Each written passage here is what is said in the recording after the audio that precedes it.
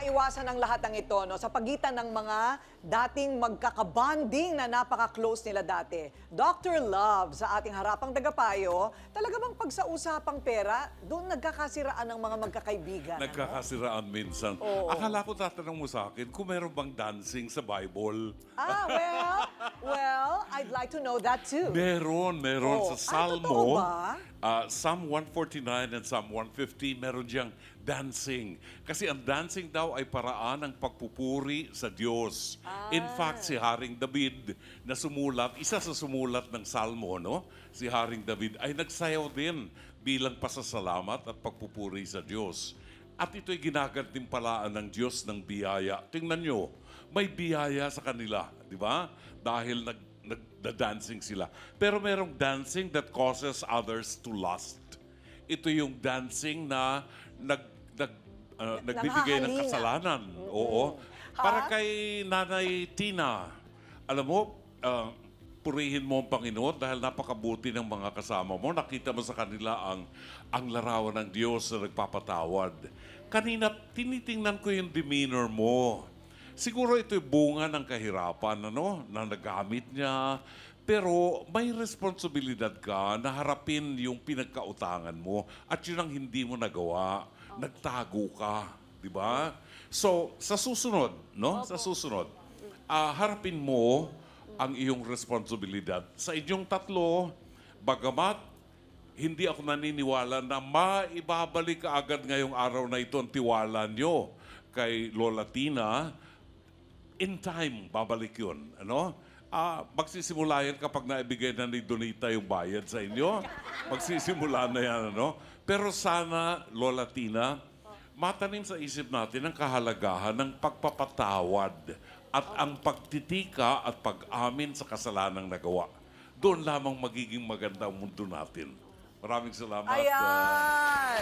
Okay, Doktora Camille, ano ang kagandahang ibinibigay sa pakiramdam ng kapatawaran? Yan. Actually, malaking bagay yun. Besides the fact na talagang nakakatulong to sa ating kalusugan. Alam niyo, sa mga seniors kasi, nasasabi kasi sa mga statistics na mas matindi ang depression pag tumatanda ka eh.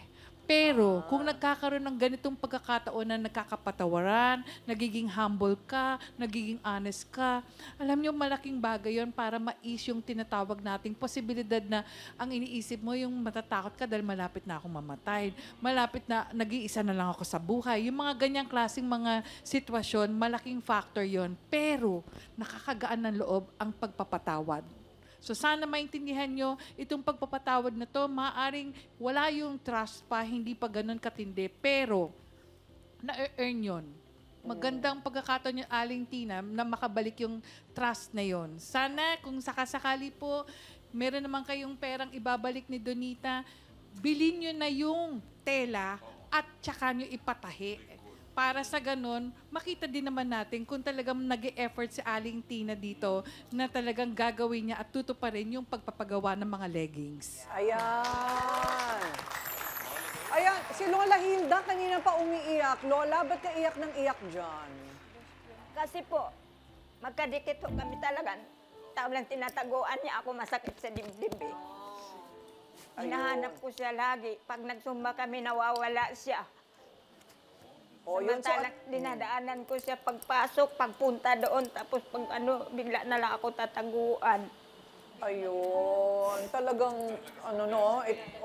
ito, sa mga bata, ganun talaga. Ganun talaga, Nay. Hindi, alam mo, habang tumatanda rin kasi, Nay, aminin natin, nagiging matampuhin tayo, no? Opo, nagiging maramdamin. Totoo po yan. Oo, yung maliit na bagay, dinadamdam natin ng mabuti, di ba? Pero yan ba yung mga luha ng kaligayahan ba yan? Opo. Oo, luha naman pala ng kaligayahan. Ayaw talaga kami. Magbeshi kasi sila. O sige, magyakapan nga kayo ulit. Ayan, dito sa gitna. Ayan. O, yung magbeshi. Ayan, nag-group hug pa. Ayan, meron pa. May paluhan po. Party time na. Attorney Lorna, paano maiiwasan yung ganyan klase? Ayan na naman tayo sa utangan, pera, tapos hindi na ibibigay. Ano ang dapat gawin para maiwasan? Para maiwasan, kasi magkaibigan kayo. Opo. Communication lang yan, mag-usap kayo sa isa't isa. Or, kung gusto nyo, Kasi may business yan eh, Lola Tina, hindi ba? May business ka. Kumukuha ka ng Wala po. patahiin. Eh, Ano gawin po, natin. ma'am, yung may gusto lang po magpatay kasi wala nga po akong puhunan. Hindi, ang ibig sabihin, ituloy mo yung, kasi babayaran ka na, no? So, meron kang zero balance. Ibig sabihin, wala kang utang. Pag gusto mo ituloy yan, gawin natin professional yan. Dapat meron kayong kasulatan kung kailan, kung ano yung down payment, ano yung delivery date, ano yung, para yung maliit na amongst friends, maging small, medium enterprise. Pag may maliit na negosyo ka, pwede ka pang pumunta sa DTI. Baka kayong apat, pwede kayong maging isang negosyo, no? Oo, malay mo. Bibigyan kayo ng kapital. The Zumba Lollies. The Zumba Lollies Incorporated. Ayan na. Okay? Ayan na. So, ganon. So, at saka, sana ang advice ko lang, ang pera napapalitan, ang friendships hindi. At nakita naman natin, hindi ba, Ate Kuring? Oo naman.